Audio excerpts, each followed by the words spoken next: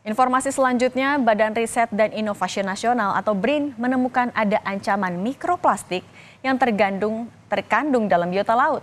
Sedangkan Indonesia merupakan negara terbesar kedua produsen perikanan di dunia setelah Tiongkok. Bagaimana sikap pemerintah menindaklanjuti permasalahan tersebut? Berikut liputan selengkapnya untuk Anda yang didukung Internews Earth Journalism Network.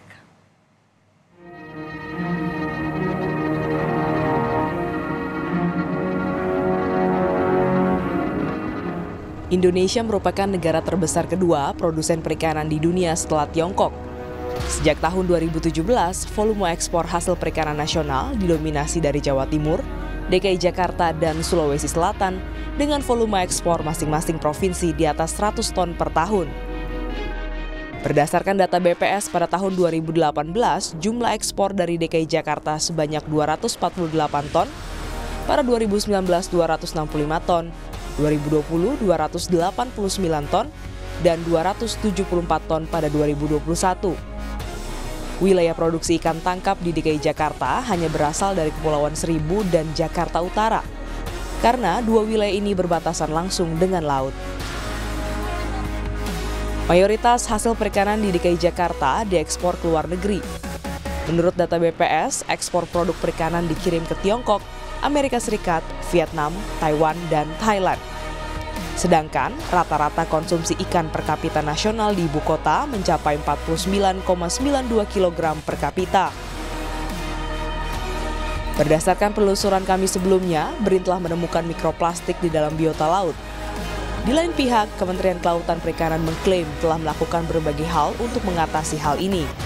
Nah, di tingkat global yang lain selain di Our Ocean Conference, baik itu tahun 2018 di Bali, kemudian terakhir kemarin yang di Panama, itu juga menjadi concern bersama dan kita sudah membuatkan komitmen situ sesuai dengan peraturan presiden yang tadi sampaikan, ya target kita sampai 2025 itu akan mengurangi 70%.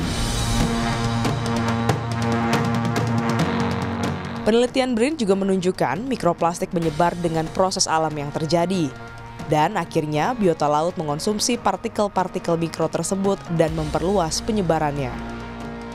Tak terlepas dari penelitian BRIN, mikroplastik ini akan meluas di tingkat nasional dan global. Kami pun mempertanyakan, adakah standar yang ditetapkan pemerintah ataupun global terkait ancaman mikroplastik yang dikonsumsi biota laut? Terkait dengan perdagangan ikan ya, antar negara. Ini kan sudah disepakati sekian standar-standar mana yang akan diterima dan semuanya. Hingga saat ini yang sedang berkembang itu bahwa mikroplastik belum menjadi satu persyaratan. Namun Indonesia sedang menyiapkan dengan baik agar supaya suatu ketika itu menjadi standar, Indonesia sudah siap di situ. Kami turut menyoroti bagaimana dampak mikroplastik terhadap kesehatan, seperti yang dijelaskan oleh Kementerian Kesehatan terkait hal tersebut.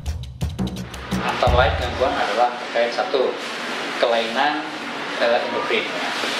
Jadi kelainan endokrin ini misalnya bisa memacu timbulnya kencing manis atau penyakit gula yang DM2 itu bisa dipacu oleh cemaran plastik ini, mikroplastik ini. Kemudian yang berikutnya juga bisa menimbulkan gangguan reproduksi baik itu pada laki-laki maupun juga perempuan. Ya. Kemudian juga bisa menimbulkan masalah faktor risiko kemunculan kanker dan juga berbagai penyakit yang lain terkait dengan cemaran mikroplastik. Tentu ini kalau paparannya lama, kemudian jumlahnya cukup dan terus-menerus.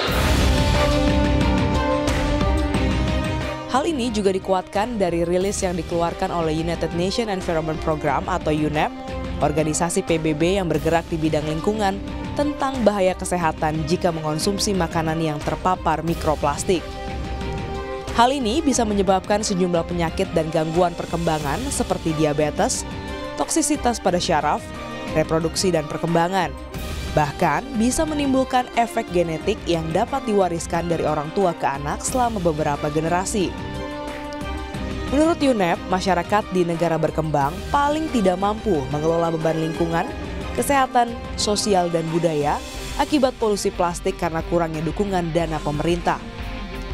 Artinya, perempuan, anak-anak, masyarakat pesisir, dan masyarakat yang bergantung pada laut merasakan dampak yang lebih parah.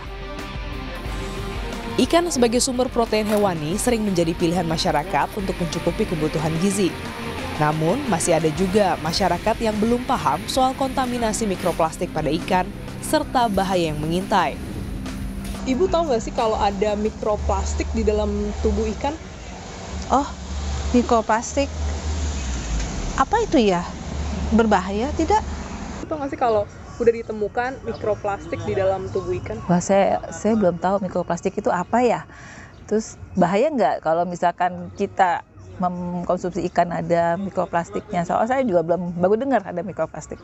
Tahu nggak sih kalau sekarang udah ditemukan mikroplastik di dalam tubuh ikan? Belum pernah dengar sih dan belum pernah tahu juga.